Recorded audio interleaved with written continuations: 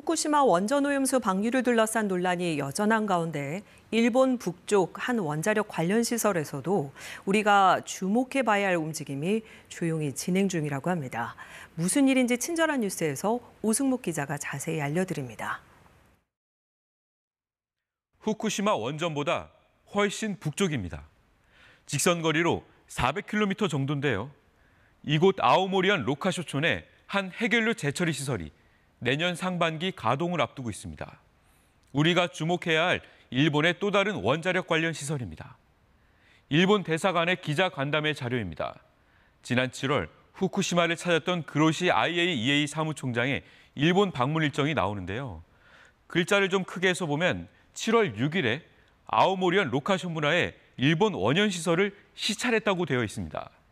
일본 원전, 일본 원자력 연료를 말하고 시설이라는 건 해결료 재처리 시설을 말하는 겁니다.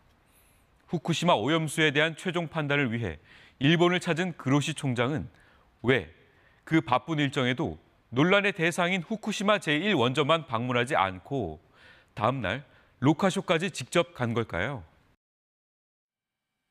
해결료 재처리 시설은 원자력 발전소에서 다 쓴 해결료 봉을 가져다가 재처리해서 다시 쓸 수 있는 해결료로 만들어내는 공장입니다. 재처리 시설이 있으면 핵무기를 개발할 수도 있기 때문에 IAEA 입장에서는 엄격하게 관리해야 하는데요.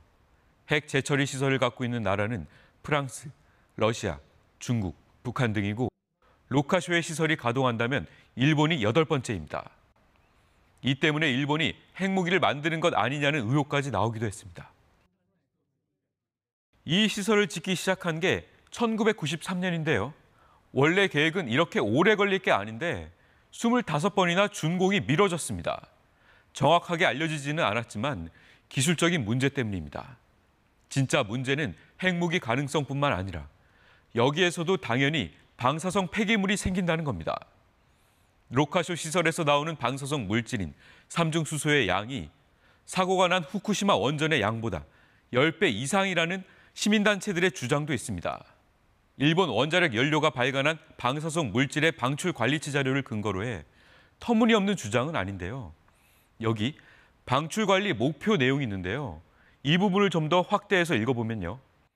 재처리 시설에서 연간 방출하는 삼중수소의 목표치가 9,700조 베크렐입니다.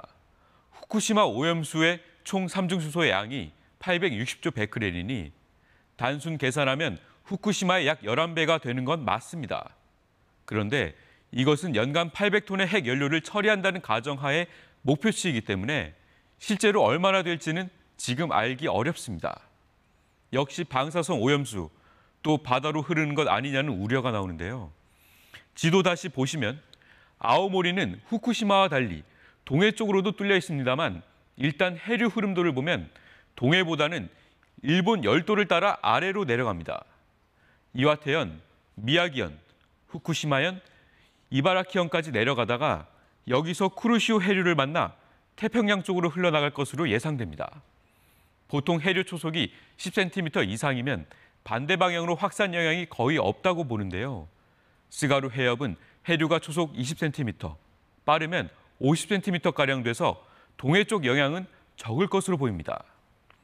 기준치 이하라 하더라도 방사성 폐기물은 배출을 하지 않는 것이 최선이죠.